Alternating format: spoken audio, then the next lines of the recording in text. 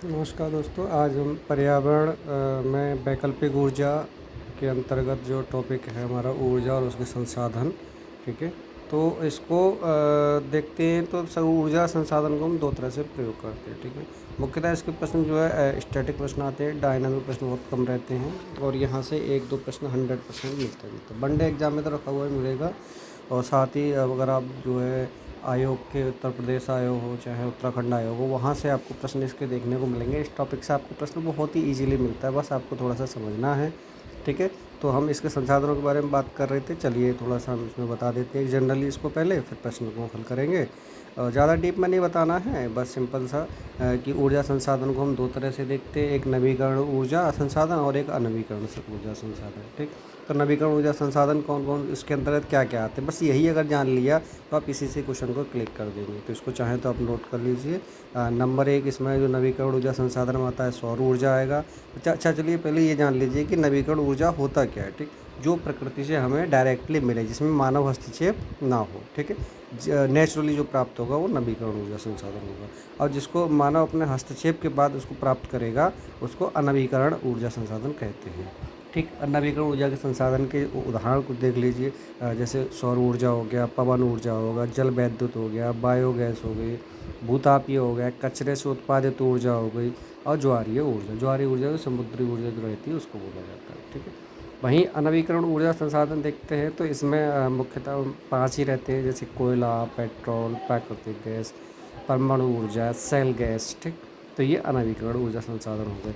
तो चलिए हम इनके कुछ क्वेश्चनों को देख लेते हैं जो हमेशा आपको एग्जाम में मिलते ही हैं। जैसे कि पहला प्रश्न ही आपको स्क्रीन पर दिख रहा है कि ऊर्जा का नवीकरण स्रोत क्या है। ठीक है, तो नवीकरण मतलब जो डायरेक्टली हमें मिल रहा है प्रकृति से वो है सौर ऊर्जा। ठीक है, चलिए इस प्रश्न को देखिए किस तरह से कितना मॉडिफाइड करके आपसे पूछा गया है। अगला कह रहा है कि कौन सा जीवाश्म ईंधन नहीं है। जीवाश्म से मतलब ये है कि जो आपको निकालना है, तो जैसे प्राकृतिक गैस है, पेट्रोलियम है, कोयला, ये सब जीवाश्म ईंधन के रूप में आते हैं, लेकिन यूरेनियम हमारा जीवाश्म ईंधन नहीं आता है। ठीक है, तो इसका आंसर होगा डी। चलिए मध्य प्रदेश का था। अब देखिए यही सेम क्वेश्चन उठा के कितना आसान प्रश्न दिया है, जो कि हमारा आर ओ का प्रश्न है कि जीवाश्म ईंधनों में एकमात्र ऊर्जा का चरम स्रोत है। तो इसमें चरम स्रोत अभी हम आपको बता रहे थे इससे पहले भी। तो ठीक है, तो इसका आंसर होगा सूर्य। इसका आंसर सूर्य। ठीक है, अगला वही प्रश्न है कि जीवाश्म ईंधन के बाद भारतवर्ष की ऊर्जा की आवश्यकता की पूर्ति के लिए सबसे महत्वपूर्ण जो रहेगा वो सौर ऊर्जा रहेगा। ये आर ओ का प्रश्न है, फिर 2021 का प्रश्न है। अगला देखते हैं, बायोमास का स्रोत नहीं है। तो देखिए लकड़ी, गोबर, कोयला, इन सब से बायोगैस प्राप्त होती है, लेकिन परमाणु ऊर्जा से बायोगैस प्राप्त नहीं होती है, इसके लिए इसका आंसर हो जाएगा ए। अगला प्रश्न देखते हैं, सबके लिए ऊर्जा शतक दशक। ठीक है, तो ये एक वो था पहल, और ठीक है, और ये पहल किसके द्वारा शुरू की गई थी, तो इसको आप देखना होगा आपको। इसमें संयुक्त राष्ट्र संघ के द्वारा ये पहल शुरुआत की गई थी। ठीक है, तो संयुक्त राष्ट्र संघ ने जो है ये 2030 तक SDG लक्ष्य निर्धारित किए थे, उसमें इसको जो है लाया था 2014 से 24 तक के लिए। ठीक है, 2014 से 24, इसको याद रख लेना, 2014 से 24 ये दशक था एक, इसमें ये बोला गया था। ठीक है, चलिए अगला प्रश्न हम देख लेते हैं कि ऊर्जा संकट से क्या तात्पर्य है। तात्पर्य यही है कि वही जैसे जीवाश्म ईंधन समाप्त होने का खतरा। ठीक है, तो ये आपका आंसर हो जाएगा इसमें डी। अगला अब कुछ प्रश्न इसमें जो है और अलग टॉपिक है हमारा, देख लेते हैं कि संसाधनों को हम किस तरह से क्या प्रयोग करेंगे। तो ये PCS 2012 का प्रश्न है कि धारणीय विकास के दृष्टिकोण से विद्युत उत्पादन का सबसे अच्छा स्रोत कौन सा माना गया है। तो विद्युत उत्पादन जो सबसे अच्छा स्रोत माना गया है वो जल विद्युत माना गया है। ठीक है, तो ये थोड़े से आपको देखने होंगे क्वेश्चन, बहुत आसान प्रश्न है, बस ये है कि थोड़ा कंसंट्रेट करना है क्वेश्चन पे। नवीकरण ऊर्जा संसाधन की वर्ष 2014 में स्थापित क्षमता देश में सर्वाधिक है। ठीक, तो ये उस टाइम तक देखा गया था, तो उसमें जो है इसका आंसर बैठ रहा है पवन शक्ति। ठीक, लेकिन अगर वर्तमान दृष्टिकोण से इसका आंसर अगर देखा जाए तो इसमें क्या आएगा, देश में सौर ऊर्जा, पवन ऊर्जा, बायोगैस और लघु पनविद्युत भी। ठीक है, तो ये सब जो है इस समय स्थिति में है। और सबसे ज़्यादा ऊर्जा का अगर वो हम मानेंगे तो आज के उसमें जो आंसर इसका रहेगा वो रहेगा हमारा सौर ऊर्जा। क्या रहेगा आंसर, सौर ऊर्जा। ठीक है। तो ध्यान रखना, वर्तमान स्थिति जो है इसकी सौर ऊर्जा के क्षेत्र में भी सरकार कई सारा वो प्रयास कर रही है। जिससे ऐसे आपको याद करना होगा, एक ISA है, ठीक है। तो इंटरनेशनल सोलर एसोसिएशन, इसका जो मुख्यालय है मेनली है हमारा भारत के गुरुग्राम में, ठीक है। ये क्वेश्चन आता भी है, आएगा आगे दिखाएंगे हम आपको, ठीक है। चलिए अगला कह रहा है वही क्वेश्चन इजीली है कि परमाणु नवीकरण ऊर्जा का स्रोत है। तो नवीकरण जो हमें प्रकृति से डायरेक्टली मिलेगा तो वो होगी हमारी बायो गैस, ठीक है। अगला अनवीकरण ऊर्जा का स्रोत आपको पता है, तो ये सौर ऊर्जा, वायु ऊर्जा और बायोगैस ये सब नवीकरण हैं। और पेट्रोलियम जो होगा ये हमारा अनवीकृत होगा। तो इसका राइट आंसर है डी। अगला प्रश्न देखते हैं, छत्तीसगढ़ में ऊर्जा का, देखिए ये स्टेट का क्वेश्चन स्पेशली बोला है इसमें, तो आप देख सकते हैं इसको कि छत्तीसगढ़ में ऊर्जा का मुख्य स्रोत कौन सा है। तो वहाँ जो प्रयोग किया था वो मुख्यतः क्या है, तापीय ऊर्जा, ठीक है। तो इसका प्रमुख केंद्र जो रहा था, इसका नाम भी याद कर लीजिए, कोरबा थर्मल केंद्र, ठीक है। तो कोई नाम भी पूछ सकता है कि कोरबा थर्मल पावर प्लांट जो कहाँ पर स्थित है, ये छत्तीसगढ़ में स्थित है। चलिए अब कुछ वैकल्पिक ऊर्जा के रूप में देख लेते हैं कि इसके अतिरिक्त हम विकल्प के रूप में कौन सी ऊर्जा को क्या प्रयोग किया जा सकता है, ठीक है। तो पहले प्रश्न है कि जैविक मात्रा में सर्वाधिक उपयोग की जाती है, ठीक। तो सर्वाधिक जो उपयोग की जा रही है वर्तमान के दृष्टिकोण से भी देखा जाए तो हमारा सौर ऊर्जा है, ठीक है, सौर ऊर्जा। अगला कह रहा है कि वैकल्पिक ऊर्जा का सर्वाधिक भंडारण, देखिए बहुत आसान प्रश्न और रिपीटेड, इसको आप ध्यान से देखना, क्वेश्चन फॉर्मेशन चेंज किया है और किस तरह से पूछा जा रहा है, ठीक है। चलिए अगला प्रश्न देखते हैं, सेम वही रिपीट, कितना आसान प्रश्न है, BPSC का था ये, कि सौर ऊर्जा किससे प्राप्त होती है, तो वही सौर ऊर्जा सूर्य से ही होगी, ठीक है। अगला देखते हैं प्रश्न को, सर्वोत्तम पर्यावरण अनुकूल, तो सौर ऊर्जा ही है जो किसी तरह का पर्यावरण मतलब प्रदूषण नहीं करती, ठीक है। तो ये भी आपको ध्यान रखना है, ग्रीन एनर्जी भी इसको कहा जा सकता है। पर्यावरण को स्वच्छ रखने के लिए वही सौर सेल का प्रयोग किया जाएगा। अगला, ऊर्जा के किस रूप में प्रदूषण की समस्या नहीं होगी, तो सौर सेल के, ठीक है। बहुत क्वेश्चन घुमा के इसके आए हैं। और देखिए ये हमारा PCS 2018 का प्रश्न, कितना आसान प्रश्न है कि प्रदूषण नहीं उत्पन्न करती, तो ये सौर ऊर्जा, ठीक। नवीकरण ऊर्जा का सर्वाधिक स्रोत संभावित वाला है, तो वही रिपीटेड, बहुत देखो कितना घुमा घुमा के क्वेश्चन को पूछा गया है। तो ये जो है इसमें भी सौर शक्ति ही ऑप्शन होगा, ठीक है। चलिए अगला देखते हैं, और देखिए यहाँ तक कि IAS तक जो है, IAS ने भी इसको जो है सम्मिलित किया है अपने उसमें, इसीलिए किया है क्योंकि ये बहुत ही महत्वपूर्ण टॉपिक है और इतना इम्पोर्टेंट टॉपिक, इसीलिए हमने भी जो है इसको दिया है कि यहाँ से प्रश्न आपको मिलते ही मिलते हैं, ठीक है। इसकी हम बात कर रहे थे ISA, इंटरनेशनल सोलर अलायंस, ठीक। तो ये पहला स्टेटमेंट जो कह रहा है वो सही कह रहा है कि 2015 के संयुक्त राष्ट्र परिवर्तन सम्मेलन में इसको प्रारंभ किया गया था। और संगठन में संयुक्त राष्ट्र के सभी देश, तो सभी नहीं थे, ठीक है, अभी कुछ ही देश इसमें सम्मिलित हुए हैं, ठीक, सभी इसमें सम्मिलित नहीं हुए हैं। तो इसको आप ध्यान रखना कि सभी देश इसमें सम्मिलित नहीं हैं, ठीक। तो इसका ऑप्शन खाली एक होगा सही। चलिए अगला देखते हैं, घरेलू अंश आवश्यकता पद पर किससे संबंधित है। तो ये भी क्वेश्चन घुमा के दे दिया है, कुछ नहीं है इसमें खास, बस थोड़ा सा पढ़ना है। IAS ने भी इसको टच किया है।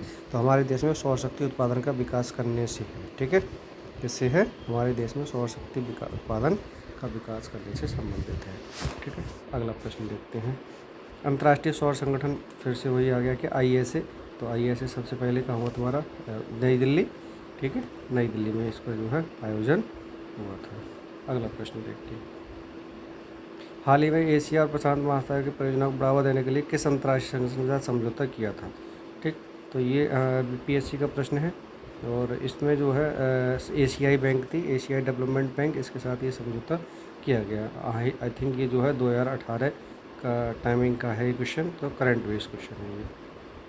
अगला देखते हैं, अगला प्रश्न हमारा जो है ये IAS का है, बहुत पुराना प्रश्न है। देखिए कितना घुमा के इसको क्वेश्चन को पूछा है कि भारत में संप्रति उपलब्ध प्रौद्योगिकी स्तर को देखते हुए सौर ऊर्जा का सुविधा से उपयोग किया जा सकता है, ठीक। तो पहला स्टेटमेंट है, आवासीय भवनों को गर्म पानी की पूर्ति के लिए, बिल्कुल।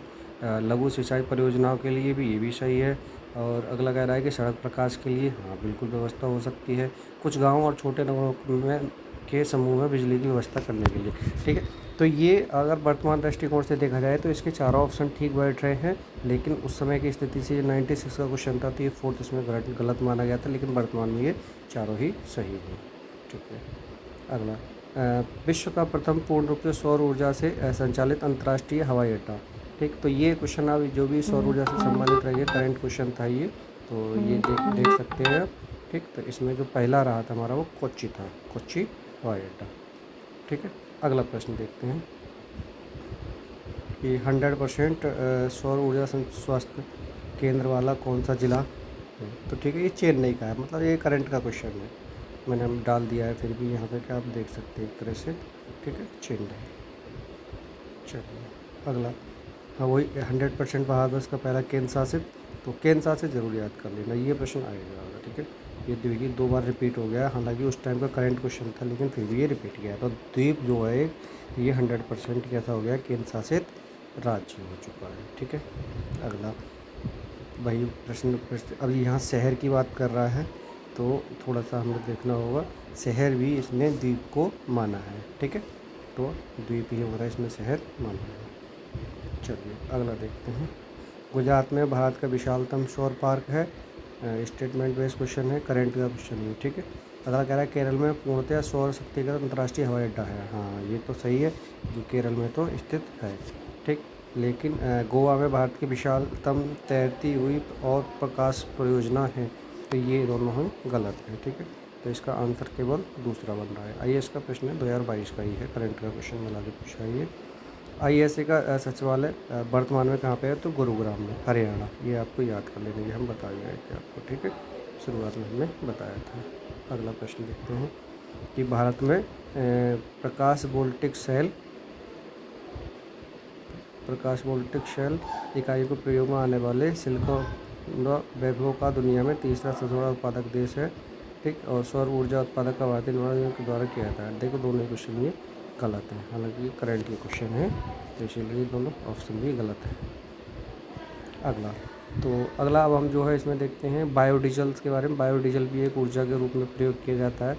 ठीक है, तो बायोडीजल के स्रोत आपको पता ही होंगे, सीवेज हो गया, जीव जंतुओं के अपशिष्ट हो गए, वन या लकड़ियाँ हो गई हैं, नगर पालिका का ठोस अपशिष्ट हो गया, औद्योगिक अपशिष्ट हो गया, कृषि व घरेलू अपशिष्ट हो गए। ठीक है, तो चलिए इससे संबंधित जो प्रश्न एक बार देख लेते हैं। कह रहा है कि कौन सा कथन सत्य नहीं है, तो जैव ईंधन लागत प्रभावी है। बिल्कुल नहीं, इसमें कोई लागत नहीं लगती। ठीक है, ये हम जो है सिंपली किससे प्राप्त करते हैं, जो अपशिष्ट होता है। बाकी परिस्थिति अनुकूल होता है, बिल्कुल सही है। ऊर्जा संकट के समाधान में योगदान देता है, बिल्कुल सही है ये भी। और जैव ईंधन मक्का से बनता है, ये भी सही है। ठीक है, तो तीनों सही हैं, बस ये बी ऑप्शन गलत है इसमें। बायोडीजल, बायोडीजल की फसल आप याद कर लीजिए, रिपीट, बहुत कॉमन क्वेश्चन है, जेट्रोफा। ये वनडे एग्जाम के लिए बहुत इंपॉर्टेंट है, पुलिस और आरओ एआरओ के लिए। ठीक है, चलिए अगला प्रश्न इसमें देख लेते हैं। और देखिए इसको कितनी बार घुमा के पूछा है, फिर से वही पूछा है कि खेती इथेनॉल के लिए। इथेनॉल और ये पेट्रोलियम पदार्थ एक ही बात है, तो इसलिए इसमें भी जेट्रोफा ऑप्शन राइट होगा।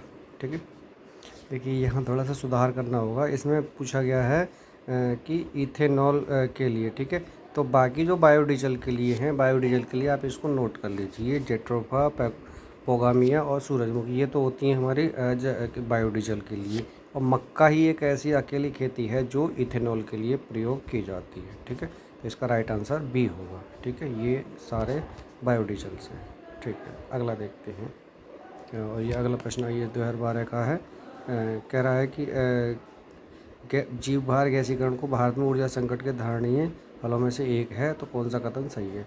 तो देखिए, जो पहला तो हमने आपको बताया ही था कि जीव भार के लिए कौन सा प्रयोग किया जाएगा, नारियल आवरण, मूंगफली का छिलका, धान की भूसी आदि, ये सब इसके लिए प्रयोग किए जाते हैं। अगला कह रहा है कि केवल हाइड्रोजन और कार्बन डाइऑक्साइड होती है, ये गलत कह रहा है इसमें। ठीक है, तो इसमें केवल हाइड्रोजन ये नहीं होगा। ठीक है, इसमें मीथेन भी आएगी ना, और भी गैस, कार्बन मोनोऑक्साइड भी आएगी, तो ये ऑप्शन आपका गलत है।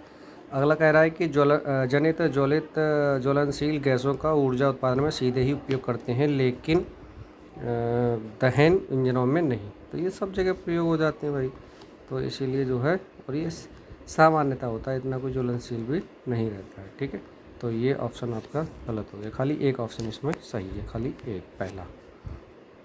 अगला फिर से बड़ा प्रश्न है, ये देख लेते हैं कि जेट्रोफा के अलावा पेगोनिया मिनाटा को भी क्यों एक उत्तम विकल्प माना जाता है।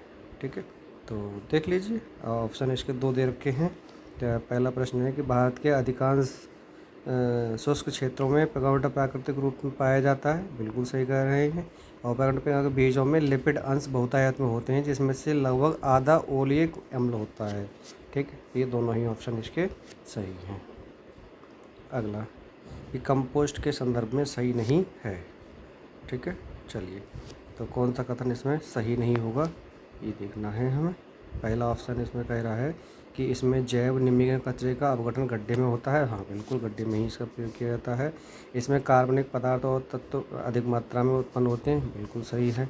गड्ढे में अपशिष्ट पदार्थों की निम्नीकरण प्रक्रिया को केंचुए धीमा कर देते हैं। देखो, धीमा थोड़ा ही करेंगे केंचुए, तो और बढ़ाते हैं ना इसके अपशिष्ट पदार्थों को गलाने में। ठीक है, ये ऑप्शन गलत है, इसका सी ऑप्शन गलत है। ठीक है, फिर भी हम डी और पढ़ लेते हैं कि निम्नीकरण होने वाले पदार्थों में कृषि अपशिष्ट पदार्थों जैसे पशुओं के मूत्र अपशिष्ट होते हैं। हाँ, बिल्कुल ये सही है, तो ये ऑप्शन इसमें गलत है, सी। चलिए अगला देखते हैं। वही क्वेश्चन है कि कौन जो है पर्यावरण किस तरह से कौन प्रदूषण कम करता है। तो इसको हमने ऊपर भी बताया था, फिर भी हम देख लेते हैं। अगर यहीं पर सौर सेल होता तो सौर सेल हम पहला मानते, लेकिन यहाँ पे इस समय हाइड्रोजन है, तो हाइड्रोजन को हम ईंधन को पर्यावरण का सूचक के रूप में प्रयोग करते हैं कि वह अच्छा पर्यावरणीय ईंधन है। ठीक है, फिर से देखिए क्वेश्चन 2 बार उठाया है, सेम प्रश्न है इसे। इसमें भी देख लीजिए, न्यूनतम पर्यावरण पूछा है और इसमें भी न्यूनतम पूछा है, उनको उठाए सेम क्वेश्चन, तो इसमें भी हाइड्रोजन होगा। अगला न्यूनतम फिर से वही उठाया है, सेम क्वेश्चन। देखिए कितनी बार ये क्वेश्चन को लिया है, कोई चेंज नहीं किया है, विशेष नहीं। ठीक है, इसका भी ए ऑप्शन हो गया। अगला देखिए, यहाँ हरित ईंधन को पूछा गया है कि हरित ईंधन का स्रोत कौन सा है। घुमाया है क्वेश्चन को, तो आपको ध्यान रखना है इसमें। ठीक है, तो इसमें हम ऐसा कोई प्रयोग नहीं कर सकते, सारे के सारे ही जो हमारे कैसे आते हैं, हरित ईंधन के रूप में आएंगे। ठीक है, ये क्वेश्चन पूछना चाहे इसको जो है कौन सा इसमें यहाँ उपयुक्त में से कोई ना हो के सही होता तो आपका सही होता, तो ये चारों ऑप्शन तीनों ऑप्शन इसमें सही हैं।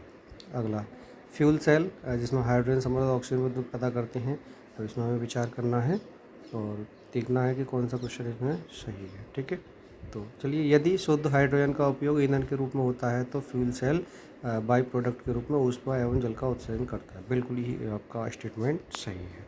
अगला कह रहा है फ्यूल सेल का उपयोग भवनों को विद्युत प्राय को किया जा सकता है, किंतु लैपटॉप कंप्यूटर जैसी छोटी उपयोगी डिवाइस के लिए नहीं, ये गलत कह रहा है इसमें।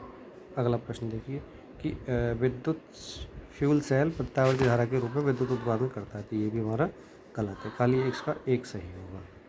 ठीक है, चलिए अगला प्रश्न देखते हैं। और अगला प्रश्न हमारा जो है सूक्ष्म जीविक कोशिकाएं ऊर्जा का संरक्षण स्वरूप समझी जाती हैं, क्यों।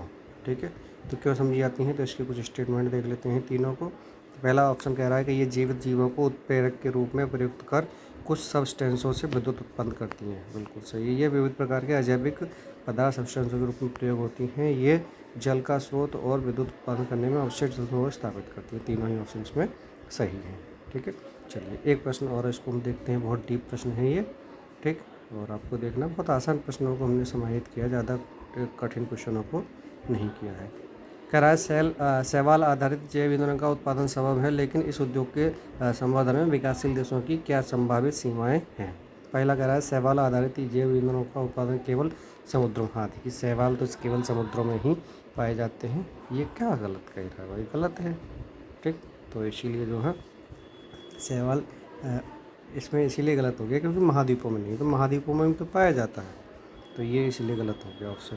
अगला देखते हैं, शैवाल आधारित जैव ईंधन को उत्पन्न करने और इंजीनियरिंग करने हेतु निर्माण पूरा होने तक उच्च स्तरीय प्रौद्योगिकी की आवश्यकता होती है, हाई लेवल तो चाहिए। आर्थिक रूप से व्यवहारिक उत्पादन के लिए बड़े पैमाने पर सुविधाओं की स्थापना की आवश्यकता है, जिससे पारिस्थितिकी एवं सामाजिक सरोकार उत्पन्न हो सकते हैं, बिल्कुल। तो पहला ऑप्शन इसमें गलत है, बाकी सही है। ठीक है, चलिए अगला फिर एक देखते हैं, करंट बेस्ड क्वेश्चन है कि केंद्रीय बजट 2011-12 में सेब मूल एफॉल्ट पर मूल सीमा शुल्क की पूरी छूट प्रदान की गई, इस पदार्थ का क्या महत्व है। ठीक है, तो ये करंट बेस्ड क्वेश्चन था, फिर भी हम इसको बता देते हैं। पारंपरिक एसफॉल्ट के विपरीत बायोडिवर्सिटी जीवन आधारित नहीं होता, बिल्कुल सही कह रहा है, बिल्कुल आधारित नहीं होगा। अगला कह रहा है बायोस्फीयर नवीकरण वाला संसाधन निर्मित होता नहीं, ये गलत कह रहा है। ये नवीकरण वालों का अर्थ होता है। बायोसोलर जैव अवशिष्ट पदार्थों से निर्मित होता है, बिल्कुल। और बायो एसफॉल्ट से सड़कों की ऊपरी छत बिछाने परिस्थिति अनुकूल होता है, बिल्कुल सही। तो इसका बी आंसर बन रहा है, ठीक है। चलिए, भारत का सबसे पहला जैविक खेती आधारित राज्य कौन सा? सिक्किम। ये ध्यान रखना, भारत का सिक्किम है। अगला, दुनिया का 100% वही फिर से रिपीटेड प्रश्न है कि जैविक राज्य जो है सिक्किम है दुनिया में ही, ठीक है। ये इसीलिए तो क्वेश्चन आया था। अगला, जैविक कृषि के बारे में क्वेश्चन पूछा गया है और ये कह रहा है कि जैविक उत्पादन के लिए राष्ट्रीय कार्यक्रम केंद्रीय विकास मंत्रालय के मार्गदर्शन में अधीन होता है, ठीक। तो ये गलत कह रहा है, ठीक। इसीलिए ये किसके अंतर्गत होगा? वाणिज्य और उद्योग मंत्रालय के, ठीक। तो ये ऑप्शन गलत है।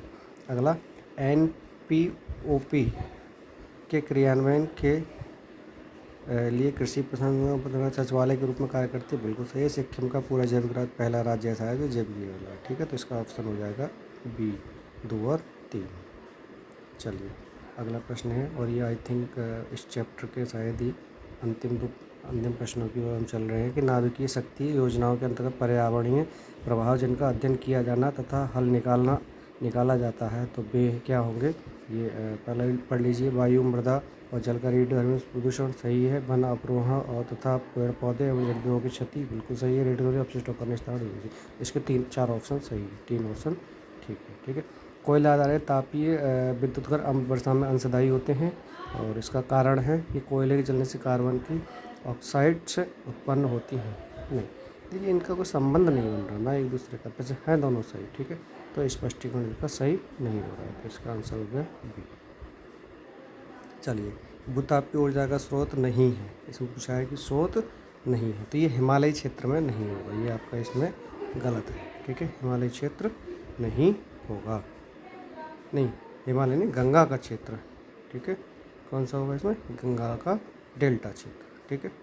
अगला और लास्ट प्रश्न है इस चैप्टर का, तो इसको आप देख लेते हैं कि मिलान करना है कि कौन सी किस तरह की गैस है। जैसे सौर ऊर्जा जो है हमारी, ऑप्शन से लेके चलेंगे कि सौर ऊर्जा कैसी है जो समाप्त नहीं होगी कभी भी, ठीक है। अगला देखते हैं कि अगला इसमें खनिज कैसे होते हैं समाप्त होने योग्य, कि कभी भी समाप्त हो सकते हैं। दूसरा, बायोगैस कौन कौन सी होती है? मीथेन और कार्बन डाइऑक्साइड। और वन रोपण से क्या होती है? वर्षा। इसका पहला ही ऑप्शन बन रहा है, ठीक है। धन्यवाद। आप लोग बताइए कि अब आवाज़ में कुछ सुधार हुआ कि नहीं, हमने काम किया है इस पर। और जल्दी आपको अगली बुक जो है हमारी है पर्यावरण, के इस बाद हम पॉलिटी और एक ज्योग्राफी, ठीक है। एक लेक्चर सुबह ज्योग्राफी का और एक शाम को पॉलिटी का टॉपिक हम हर बार जो है आपको वीडियो उपलब्ध कराएंगे, ठीक है। चलिए देखते रहिए, धन्यवाद।